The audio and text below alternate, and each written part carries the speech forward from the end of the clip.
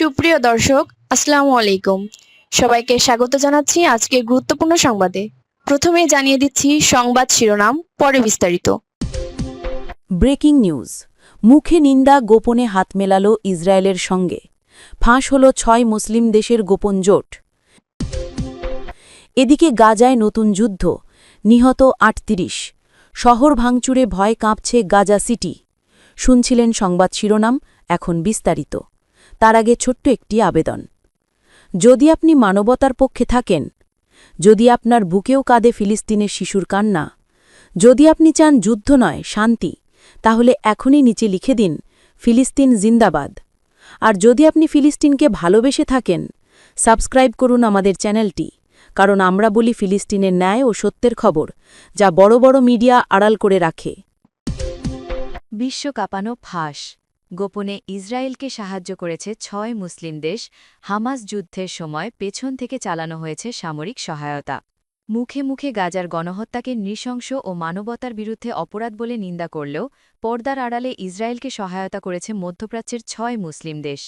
Washington post এবং international consortium of investigative journalist HCIG এর হাতে আসা সদ্য ফাঁস হওয়া মার্কিন গোপন নথিতে উঠে এসেছে ভয়াবহ সব তথ্য। ফাঁস হওয়া নথিটি দেখা যায় যুক্তরাষ্ট্রের নেতৃত্বে আঞ্চলিক নিরাপত্তা কাঠামো নামে একটি গোপন মূর্কিক জামেলিক জোটে যুক্ত হয়ে কাজ করেছে সৌদি আরব, বাহরাইন, মিশর, জর্ডান, কাতার এবং সংযুক্ত আরব আমিরাত UAE। এদের প্রত্যেকেই প্রকাশ্যে ফিলিস্তিনের পক্ষে অবস্থান নিলেও গোপনে ইসরায়েলি বাহিনীর সঙ্গে যৌথ মহড়া, গোয়েন্দা তথ্য বিনিময় ও সামরিক প্রশিক্ষণে অংশ নিয়েছে বলে দাবি নথির। গাজা যুদ্ধের আড়ালে গোপন সামরিক জোট। ওই নথিতে বলা হয় ২০২২ সালে মার্কিন সেন্ট্রাল কমান্ড সিন্ড্রোমের উদ্যোগে এই জোট গঠিত হয়। প্রকাশ্যে এর উদ্দেশ্য বলা হয়েছিল ইরানের আঞ্চলিক হুমকি মোকাবিলা করা। কিন্তু বাস্তবে এই জোটের বড় অংশের কার্যক্রম ছিল গাজা ও হামাস বিরোধী যুদ্ধের কৌশল, টানেল প্রতিরোধ এবং সাইবার নিরাপত্তা প্রশিক্ষণ ঘিরে। বিশ্লেষকরা বলছেন, এই গোপন প্রশিক্ষণ এবং প্রযুক্তিগত সহযোগিতার ফলেই ইসরায়েল হামাসের ভূগর্ভস্থ টানেল ধ্বংসে সফল পায়। গণহত্যা নিন্দা করলেও গোপনে সহযোগিতা। আরব দেশগুলোর মুখে এক, কাজে আরেক, এমন দ্বৈত অবস্থান নিয়ে ফুঁসে উঠেছে মধ্যপ্রাচ্যে জনগণ। ইসরায়েলি হামলায় যখন গাজার নারী শিশুরা রক্তে ভাসছে, তখন এই ৬ মুসলিম দেশ ছিল কার্যত নীরব। অথচ ফাঁস হওয়া নথিতে দেখা গেছে তারা একদিকে শান্তি ও মানবতার পক্ষে বিবৃতি দিচ্ছিল, অন্যদিকে মার্কিন রাডার নেটওয়ার্ক এবং ইসরায়েলি গোয়েন্দা সিস্টেমের সঙ্গে যুক্ত হচ্ছিল। ২০২৪ সালের মধ্যে এই ৬ দেশ মার্কিন রাডার এবং সেন্সর নেটওয়ার্কে যুক্ত হয়ে যায়, যার মাধ্যমে ইরানের মিসাইল ও ড্রোন মোকাবিলার নামে তেল আবিবের সঙ্গে তাদের সেনাবাহিনী প্রায় একীভূত হয়ে যায়।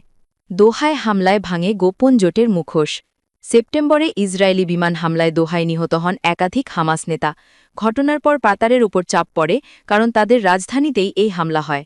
ওয়াশিংটন পোস্টের তথ্য অনুযায়ী প্রেসিডেন্ট ট্রাম্প ইসরায়েলি প্রধানমন্ত্রী নেতানিয়াহুকে ফোন করে কাতারের কাছে আনুষ্ঠানিকভাবে ক্ষমা চাইতে বাধ্য করেন। এই ঘটনাই প্রমাণ করে আরব রাষ্ট্রগুলোর সঙ্গে ইসরায়েলের সম্পর্ক কেবল দ্বৈত্বিক নয়, বরং গভীর নিরাপত্তা ভিত্তিক এক বাস্তব জোটে রূপ নিয়েছে। বিশ্লেষকের মন্তব্য, বিশ্বাসঘাতকতার সবচেয়ে বড় প্রমাণ। মধ্যপ্রাচ্য বিশ্লেষকরা বলছেন, এই ৬ দেশের দ্বিমুখী নীতি গাজাবাসীর সঙ্গে প্রচণ্ড বিশ্বাসঘাতকতা। তাদের বক্তব্য, যে আরব দেশগুলো আজ প্রকাশ্যে মানবতা এবং ফিলিস্তিনের পক্ষে কথা বলছে, তারা পর্দার আড়ালে ইসরায়েলের সামরিক অংশীদার হয়ে গেছে, কারণ তাদের কাছে ইরানের ভয় মানবতার চেয়ে বড়। ফিলিস্তিনিদের প্রশ্ন, বন্ধুর মুখে ছুরি কেন? গাজার সাধারণ মানুষের প্রশ্ন এখন একটাই, যাদের আমরা ভাই বলতাম, তারাই কি আমাদের শত্রুর পাশে? এই প্রশ্নেই জ্বলছে আজ গাজার ধ্বংসস্তূপ, কাঁদছে শিশুরা, আর বিশ্ব তাকিয়ে আছে আরব দুনিয়ার দ্বিচারিতার দিকে। আপনার মত কি? আপনার কি মনে হয় এই ৬ মুসলিম দেশ আসলেই গোপনে ইসরায়েলকে সাহায্য করেছে, নাকি এটা মার্কিন রাজনীতির আরেকটা কূটনৈতিক চাল? নিচে কমেন্টে লিখে জানান, আমি ফিলিস্তিনের পক্ষে। আর সাবস্ক্রাইব করুন যেন পরের পর্বে জানতে পারেন কে ফাঁস করল এই গোপন নথি, আরব নেতারা এখন কি বলছেন, ট্রাম্প কি জানতেন সবকিছু? এদিকে গাজায় নতুন যুদ্ধ, দগমোশ বনাম হামাসে নিহত ৩৮। শহর ভাঙচুরে ভয়ে কাঁপছে গাজা সিটি। গাজা উপত্যকায় অন্ধকার আরও ঘনীভূত হল। একদিকে ইসরায়েল হামাস যুদ্ধ বন্ধ হওয়ার বৃহত্তর দৃশ্যকোণ, অন্যদিকে শত্রুর নয় অভ্যন্তরীণ সংঘাতে রক্তঝরার নতুন অধ্যায়। গত কয়েকদিনে গাজার বিভিন্ন অংশে উদ্ভূত নতুন সশস্ত্র গোষ্ঠী দগমোশ এবং শাসক সংগঠন হামাস এর মাঝে সংঘাতে স্থানীয় সূত্রে মৃত্যু হয়েছে ৩৮ জন। এদের মধ্যে ৩২ জন সন্দেহভাজন দগমোশ যোদ্ধা, বাকি ৬ জন হামাসের। স্থানীয় হাসপাতাল ও প্রত্যক্ষদর্শীর বিবরণ অনুসারে গাজা সিটির রাস্তাঘাটে লাফিয়ে বেড়ানো কলোয়ার গুলির মধ্যেই ছড়িয়ে পড়েছে ভয়াবহ ভয়ের ছবি। সামাজিক যোগাযোগ মাধ্যমে ভাইরাল হওয়া এক ভিডিওতে দেখা গেছে হামাসের একদল সশস্ত্র যোদ্ধা সড়কে হাঁটু গেড়ে বসানো মানুষকে মেশিন গান দিয়ে গুলি করে মরতে রাখছে। বেশ কয়েকজন বেসামরিক ব্যক্তি সেখানে দাঁড়িয়ে দাঁড়িয়েও হামাসকে আল্লাহু আকবার চেঁচিয়ে প্রশংসা করছিলেন। কিছু বেসামরিকের দাবি নিহতরা ইসরায়েলি সহযোগী ছিল। এই ভিডিও ঘটনার বর্ণনা মধ্যপ্রাচ্যের অনলাইন প্ল্যাটফর্মগুলোতে ন্যাশনাল শক ছড়িয়েছে। দগমশ কি? অন্ধকার থেকে সামনে। দগমশ শব্দটি শুনলেই অনেকেরই স্মৃতিতে লেগে থাকে পুরনো কনটেক্সট। গাজার পক্ষের কিছু বড় পরিবার ও ক্ল্যানগুলোই অতীতেও অস্ত্র সংগ্রহ ও জঙ্গি কার্যক্রমে যুক্ত ছিল। সাম্প্রতিক বছরগুলোতে গাজার বিদ্যমান শূন্যস্থান ও সামাজিক ধ্বংসে নতুন কাঁধ তুলে দাঁড়িয়েছে স্থানীয় কিছু সংগঠন। ২০২৪ সাল থেকে দগমশ নামে একটি সংগঠন ধীরে ধীরে সংগঠিত হয়ে যোদ্ধা সংগ্রহ শুরু করেছে। তারা প্রায়শই প্রাইভেট বেতন দিয়ে সদস্যদের ধরে রাখছে এবং রাফা কেন্দ্রিক এলাকায় তাদের প্রভাব লক্ষণীয়। এই ধাঁচের নথি দ্বারা দেখা গেছে যে কিছুকাল ধরেই গাজায় হামাস বিরোধী দলের মিশন বাড়ছে। নেতৃত্বে ইয়াসের আবু শাবাব। দগমশ গোষ্ঠীর সবচেয়ে পরিচিত এবং জনপ্রিয় নেতা হিসাবে উঠে এসেছেন ইয়াসের আবু শাবাব, রাফা শহরের পৃষ্ঠপোষক এক নেতাজন। আন্তর্জাতিক বিশ্লেষকরা বলছেন আবু শাবাব স্থানীয়ভাবে ক্ষমতার একটি ফ্যাক্টর হিসাবে কাজ করেছেন। তিনি ২০২৪ থেকে ২৫ সাল থেকে অন্তত কিছু লোককে সংগঠিত করে প্রতিরোধ গড়ে তুলেছেন এবং সাহায্য সামগ্রীর সুরক্ষায় ভূমিকা নিয়েছেন।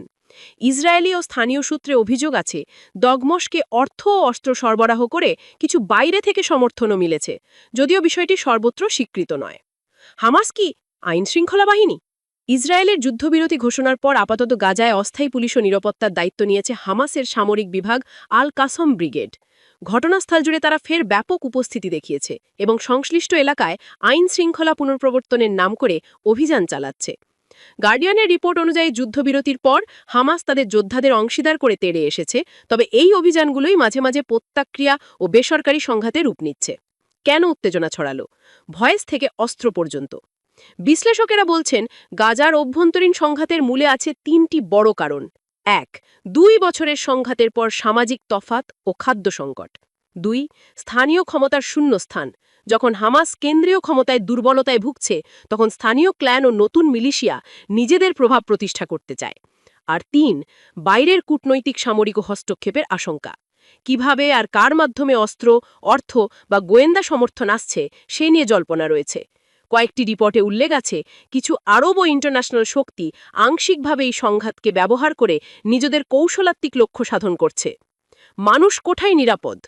গাজা সিটির সাধারণ মানুষ এখন ভয় ও অনিশ্চয়তার মাঝে।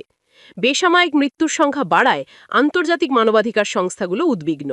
হাসপাতালগুলো যাতে চালু থাকে এবং ত্রাণ পৌঁছায় এই মুহূর্তে সবচেয়ে জরুরি দাবিটি। কিন্তু একই সাথে অভ্যন্তরীণ প্রতিদ্বন্দ্বিতা মহল্লাগুলোকে ক্ষতবিক্ষত করে দিচ্ছে। শিশু ও বয়স্কদের সুব্যবস্থা বিপন্ন। গার্ডিয়ান ও স্থানীয় সংবাদে বলা হয়েছে শান্তি ও স্থিতিশীলতা ফিরিয়ে আনা এখন আরও কঠিন হয়ে গেছে। চূড়ান্ত প্রশ্ন, গাজা কি নিজের শাসন হারিয়ে ফেলছে? যদিও বাইরের যুদ্ধবিরতি ঘোষণা আছে, অভ্যন্তরীণ সংঘাত গাজাকে এক ভিন্ন সংকটে ঠেলে দিয়েছে। এখানে একক ও নির্দিষ্ট সমাধান সহজ নয়। দগমশ বনাম হামাস সংঘাতের পরবর্তী অধ্যায়ে কি আরও বড় ধাক্কা দেবে, নাকি স্থানীয় নেতারা মিলেমিশে অচিরেই মধ্যস্থতার পথ খুঁজে পাবে? এটাই এখন সবচেয়ে বড় প্রশ্ন।